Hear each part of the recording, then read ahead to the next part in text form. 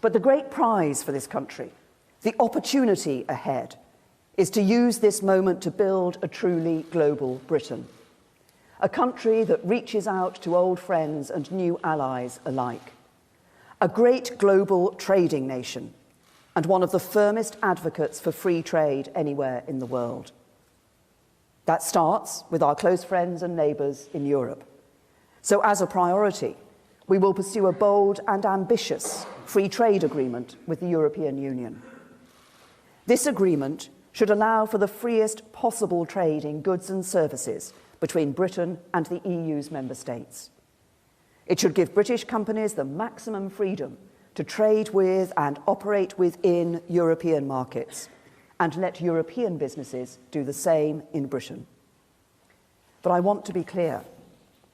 What I am proposing cannot mean membership of the single market. European leaders have said many times that membership means accepting the four freedoms of goods, capital, services, and people. And being out of the EU, but a member of the single market, would mean complying with the EU's rules and regulations that implement those freedoms without having a vote on what those rules and regulations are. It would mean accepting a role for the European Court of Justice that would see it still having direct legal authority in our country. It would, to all intents and purposes, mean not leaving the EU at all. And that is why both sides in the referendum campaign made it clear that a vote to leave the EU would be a vote to leave the single market. So we do not seek membership of the single market. Instead, we seek the greatest possible access to it through a new, comprehensive, bold and ambitious free trade agreement. That agreement may take in elements of current single market arrangements in certain areas, on the export of cars and lorries, for example, or the freedom to provide financial services across national borders, as it makes no sense to start again from scratch when Britain and the remaining member states have adhered to the same rules for so many years.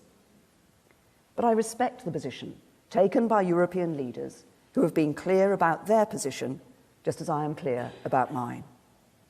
So an important part of the new strategic partnership we seek with the EU will be the pursuit of the greatest possible access to the single market on a fully reciprocal basis through a comprehensive free trade agreement. And because we will no longer be members of the single market, we will not be required to contribute huge sums to the EU budget.